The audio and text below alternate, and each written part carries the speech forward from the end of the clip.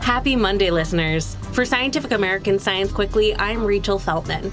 Let's kick off the week with a quick roundup of the latest science news.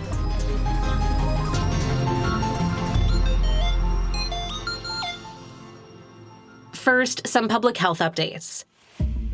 Measles is continuing to spread in the U.S., with 712 cases confirmed so far in 2025 as of April 11th, according to the CDC. For reference, there were just 285 confirmed cases in all of 2024. The CDC has confirmed 2 deaths from measles this year and is investigating a third. Last week, the CDC's Advisory Committee on Immunization Practices met after its planned meeting in February was postponed. During the meeting last Tuesday, a scientist leading the CDC's measles report said the number of measles cases is likely underreported. But measles isn't the only illness that's increasingly putting kids at risk. Cases of whooping cough, or pertussis, are up by more than 1,500% nationwide compared with 2021, according to recent reporting by ProPublica. Deaths from whooping cough are also on the rise. Caused by the bacterium Bordetella pertussis, whooping cough spreads easily between humans. Even people with mild symptoms can pass the microbe along, and the resulting illness can be much worse in vulnerable individuals like babies. While some infants will just have cold symptoms, others can develop pneumonia and difficulty breathing. The best way to prevent the spread of pertussis and to avoid serious symptoms if you do get it is with the DTaP or Tdap vaccine, both of which offer combined protection against diphtheria, tetanus, and pertussis. The CDC recommends that all children get doses of the DTaP vaccine at 2 months, 4 months, 6 months, sometime between 15 and 18 months, and again sometime from age 4 to 6. Kids should then get a Tdap booster from age 11 to 12. The CDC also recommends that people get a Tdap booster while pregnant, ideally between 27 and 36 weeks, to help confer immunity to their newborns. If you're an adult who's never been immunized against pertussis, you can get a Tdap shot at any age. You can also opt to get a Tdap jab when it's time for a tetanus booster in case your immunity against whooping cough has waned.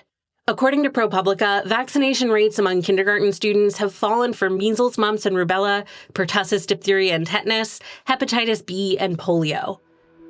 In other public health news, a new CDC study published last Tuesday shows a rise in the autism rate in children. The U.S. Department of Health and Human Services, which is helmed by Robert F. Kennedy Jr., put out a statement about the report that claimed it showed a persistent rise in autism spectrum disorder prevalence and an alarming escalation in case severity. But this contradicts the conclusion of the study's own authors. The report actually suggests that rates of autism spectrum disorder are likely rising because early detection is improving, especially in groups that previously had less access to diagnostics. Kristen Sohl, who chairs the Autism Subcommittee of the American Academy of Pediatrics Council on Children with Disabilities, told CNN that the results of the report were encouraging. Looking back to simpler times, a study published last Wednesday in the journal Science Advances explored how ancient humans survived something called the Le Champ event. This incident about 41,000 years ago was a geomagnetic excursion, which is where the Earth's magnetic poles move around. While the North and South poles didn't completely flip, they did kind of wander. The planet's magnetic field was much weaker than usual during this period. According to the authors of the new study, it was running at something like 10% of its current strength.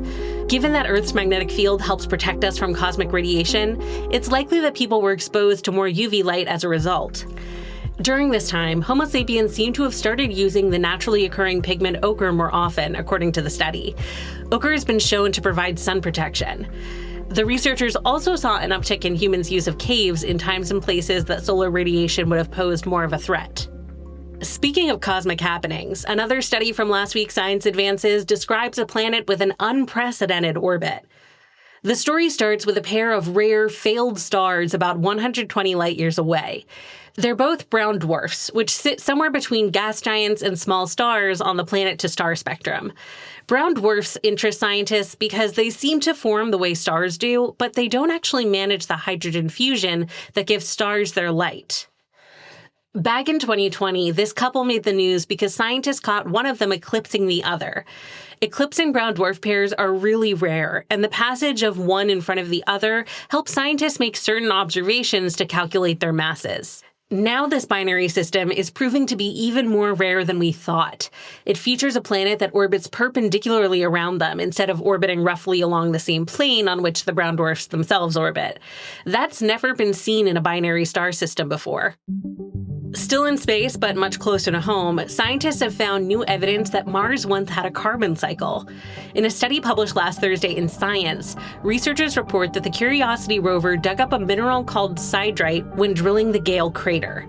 This mineral is made of iron and carbonate, and it indicates that carbon once moved through the red planet's environment similarly to how it does on Earth. That supports the idea that Mars once had a thicker atmosphere that could support liquid water. And speaking of making a splash, we'll end on a fun note with a very, very tiny colossal squid. The species, which was first discovered a century ago, has never been caught on camera in its natural habitat. Now, using a remote-controlled vessel at 1,968 feet below the surface, scientists have finally spotted a colossal squid in the comfort of its deep-sea home. This one is young, so it's only about a foot long, but it could grow to be as long as 23 feet in adulthood and might weigh as much as 1,100 pounds. You can check out the footage for yourself on our YouTube channel. You'll find a link to that in our show notes. That's all for this week's Science News Roundup. We'll be back on Wednesday. Science Quickly is produced by me, Rachel Feltman, along with Fonda Mwangi, Kelso Harper, Naeem Amarsy, and Jeff DelViscio. This episode was edited by Alex Sugiura. Shayna, Posses, and Shattuck fact-check our show. Our theme music was composed by Dominic Smith. Subscribe to Scientific American for more up-to-date and in-depth science news. For Scientific American, this is Rachel Feltman. Have a great week.